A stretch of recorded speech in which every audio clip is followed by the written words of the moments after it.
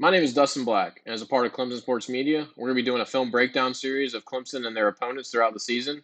Today, we're focused on the early season struggles of the Clemson offense. All right, so I want to start off with something encouraging, and that's the Clemson run game. I think they've been really good at running the football through two games. You obviously don't expect Charleston Southern to present you too many challenges up front, but Duke's defensive line is a strength of their team, and I thought Clemson's offensive line and the run game did their part definitely last Monday. Now this was just a really special run by Maffa. He makes a great cut here and gets to the second level. Safety takes a good angle on him. He gets caught from behind, but still an explosive run play, and you're still moving your offense pretty far down the field in one play. It seems like early returns is people are big fans of these two back sets. They used them a lot last Monday, and I expect to see them more going forward. I said in the preseason I think Maffa and Shipley are two of our best skill players on offense, so why not put them on the field at the same time? Clemson ends up scoring a touchdown in this game off of it. It's just one of those sets that I don't know that it's the staple of Garrett Riley's Clemson offense, but it's definitely going to be around and definitely going to be utilized a good bit. I expect to see him use it throughout the season, and it's just a good sign that Maffa's taken a good extra step, getting all those reps in the spring. There's a lot of raving about him in the spring and how he looked in the fall, and to see it come to fruition was pretty nice. But really the key to this play I have him highlighted there is Bo Collins. I mean, that's a great block. It's one thing we've been begging for in this Clemson offense is are these wide receivers committing to blocking? Are they physical enough to handle the blocking assignments? And early returns is that they are, and Bo Collins does a really good job here. So I think that's really encouraging. If you want to become explosive in the run game, your wide receivers have to be good blockers. I mean, it's just there's no such thing as an explosive run team that doesn't have good blocking on the perimeter and good wide receivers that are committed to doing it. All right, so through two games, I can confidently say that the thing that's lacking in Clemson's offense is an explosive passing game, and this is one thing that drove me crazy when I watched the Duke game. Is that when you get this look, you got Brenningstool motioning across the offense. They're going to get man on man all the way to the field side on all three receivers, right? So you got Brenningstool, you got Tyler Brown, you got Cole Turner. It's 3rd and 10 here, and there's not one single route that's going to get you 10 yards. If you watch this play develop, Brenningstool's going to run kind of like a comeback route in the middle of the field. Tyler Brown's going to run a hitch, and Cole Turner's going to run about a 9-yard out. Even if he catches this ball, he's short, and unless he's able to turn upfield or anything. But I just want to see Clemson be a little bit more explosive here. Especially you got Tyler Brown and kind of that H role in an air raid offense. Give me something vertical there. As soon as Brenningstool, motions across the offense, that safety walks down to take the responsibility of Brenningstool. So you got no one, over the top of that defender. You got man on man with no safety help behind them. Give me a vertical route. Give me something deep. I mean, heck, even if you get, a ball 30, 40 yards downfield and it gets intercepted, well, you essentially just punted. It's not that big of a deal to give the ball away 30 or 40 yards down the field on 3rd down. If you want Cade to, have the opportunity to throw the ball and just kind of let it fly a little bit, I mean, just let it fly. I mean, 3rd and 10, give me something past the sticks. That's all I'm asking for. I just think that this was, a weird concept to run in this situation. I don't really understand, how we don't have one route that goes past the line to gain. Even Bo Collins or Adam Randall, I can't really tell who's out there. Even their route to the boundary is like a 10-yard comeback route. I mean, there's nothing, absolutely nothing past the first down marker. And I think that's something that needs to change. I think that whether it be they don't think Cade's going to have enough time to throw something vertical, or they just don't trust Cade throwing the ball vertically downfield. Something's got to give. Give me a extra tight end on the field to help protect if that's the case. If you don't think he's going to have time, give me a running back to help protect. Give me something.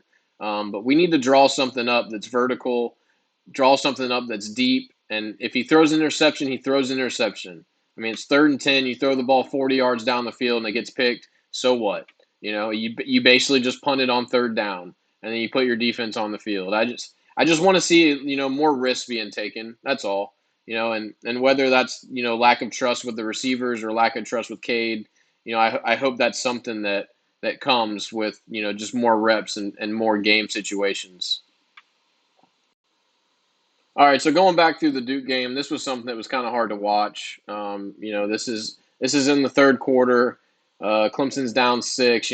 They really needed a touchdown here, and after this play, they're going to go to the other side of the field because it's the end of the third quarter. But Maffa's going to fumble the ball 2 plays later. But I want to show you the opportunity that was missed on this individual play. So this is a zone read. Kay's reading that defensive back that's trying to crash on the mesh. And if you look at, to the boundary side, you got a great situation over there. You got a hat on a hat. You got 2 wide receivers, 2 defensive backs, and you got no edge defender that's going to contain Maffa. If Cade hands this ball to Maffa, I'm pretty sure he walks into the touchdown and Clemson takes the lead. Instead Cade makes the wrong read here, pulls it, still makes a great play with his legs, to avoid the sack and get positive yardage out it. But you'd like to see him hand the ball to Maffa there. I think it's something that they rep in practice a ton. It's definitely a situation that they go over 1,000 times. But until it's in the game and you're going live and at game speed, it's something that just needs reps and something that'll get ironed out through experience. And I don't think Clemson's going to go away from this concept at all. It's worked well for years and works well for offenses all over the country. It's just a bad read, and that's it. It's a young quarterback making a bad read. Still making a heck of a play out of it, but when you know what happens 2 plays later, it's just a huge opportunity and something that'll make you pull your hair out when you watch it. All right, so I thought this was a really good play from Saturday, and just a sign of good things going forward. Bo's just going to run a little out route here, and Cade's going to hit him in stride, and it's just overall just a really good play. Right here you see Cade whenever he's about to release the ball. Bo hasn't even turned his head yet, so Cade's throwing with anticipation. Bo knows exactly where the ball is going to be, and he even has time to turn up field a little bit on this DB. And I know it's Charleston Southern, and I know you can't take too much into account and talent different, but still, I mean, you're going to see this defensive look a lot with Clemson this year.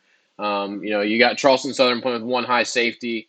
They're committing more to stopping the run than they are the pass. They're basically saying, hey, we're going to load the box a little bit, and if you can beat us one-on-one with your receivers, like, go ahead and try it. And that's what we're going to get a lot with this year. I don't think that it's an overblown statement to say that, Clemson doesn't have the receivers that it used to, and you see a defense just testing it over and over again, even going back to last year with, what we saw in the South Carolina game and everything. It's just these DBs are going to challenge our receivers, and defensive coordinators are going to, scoff at the idea of leaving their DBs on island and giving them, or, they're not going to really feel the need to give them safety help. They're going to, put another box safety on their defense and load the box and basically say, Will Shipley and Phil Maffa aren't going to beat us. If you're going to beat us, you're going to have to do it with these receivers on the outside. So these are plays that Clemson's going to have to make going forward, and something that they're going to have to get in rhythm with. And right here is a really good sign. I think this is a really good rhythm throw and just an overall good rep. And I think consistency is key. You just want to see these more often and kind of hit at a more consistent rate. But all good things going forward. If these plays are open and if they're getting hit on a consistent basis. All right, so this was just an overall bad play on Saturday. This is 3rd and 10. Charleston Southern had just kicked a field goal, and you just want to keep the chains going. You don't want to give them another chance to score before halftime. And the situation we're in at this point is just crazy to me. I did not think before the game I'd be sitting here looking at 21-17. Just under 6 minutes to go in the half, and Clemson's punting the football to Charleston Southern. Just a weird first half overall, but there's a lot of things on film that just aren't too good, and this is one of them. So there's really just no indication that Cade has any idea that this blitzer's coming. If you rewind it a little bit back, you see that Shipley comes out here to chip the defensive end, and he ends up flattening the guy. I mean, the guy's midair right now. You'd want your left tackle to just take that responsibility and kind of maybe Shipley either stays in to protect or or get something out to the flat quicker than what he does. You got all four receivers with the back to the quarterback. I know I complained earlier in another clip that I need something past the sticks on third down, but I can't have everything past the sticks on this play. I mean, I need something shallow. I need a hot route. I need something so I can get the ball out of my hands quick. And Cade just has nowhere to go with the football at all. So this play was dead as soon as the ball was snapped. I mean, the only thing he can do is make a hero play with his legs somehow. But Charleston Southern drawing up this blitz. I mean, kudos to them. Great blitz, great call on third down and long. But Charleston Southern's getting in our backfield on 3rd and 10, and we have no idea that they just disguised a blitz. Then we're gonna have problems going forward. And another thing is after the pick six interception, you just want to see Cade learn from his mistakes and hold on to this football. I mean, I just don't understand what he thinks he's going to accomplish by throwing it away. I mean, I understand he doesn't want to take a sack, but you got to take a sack there. Instead of intentional grounding and making the punt even further, just hold on to the football, take the sack, walk to the sideline, shoot out your offensive line, and go on to the next series. But instead, you're trying to throw the ball away again.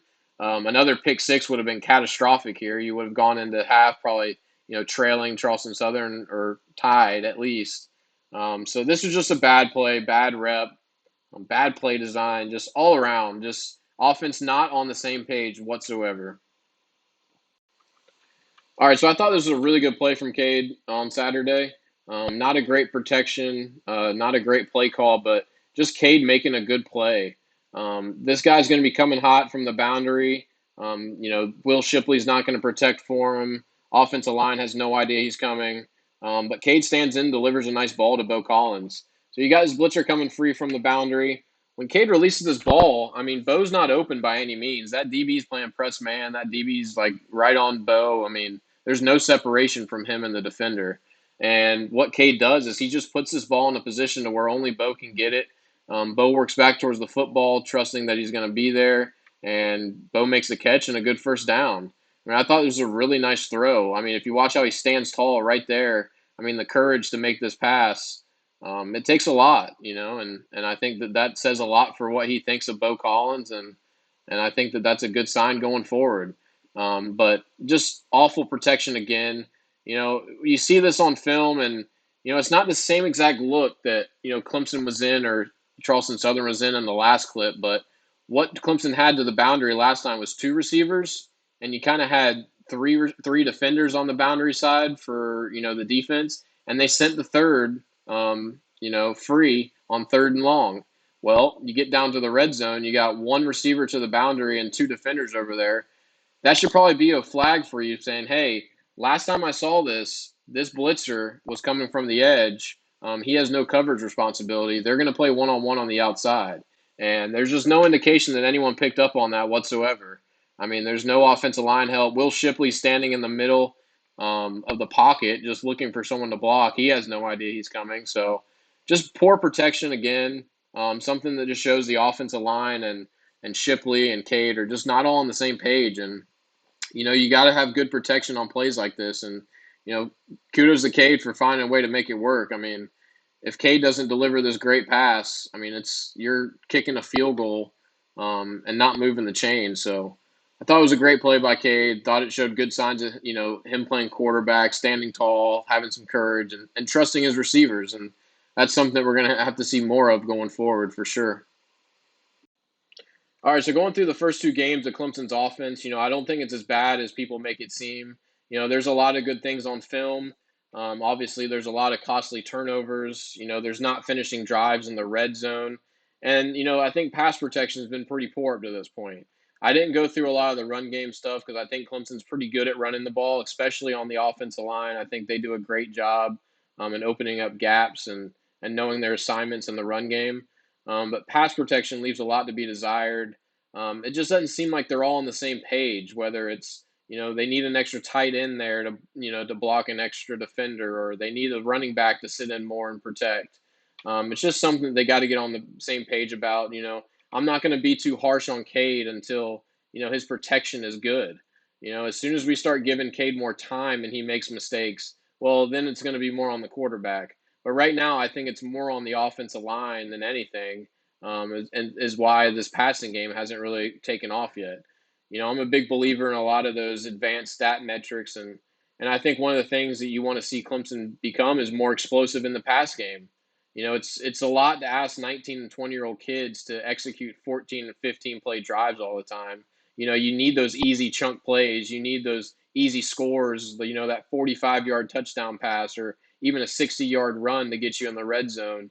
I mean, you just need more of that, and you need to find a way to do that quick.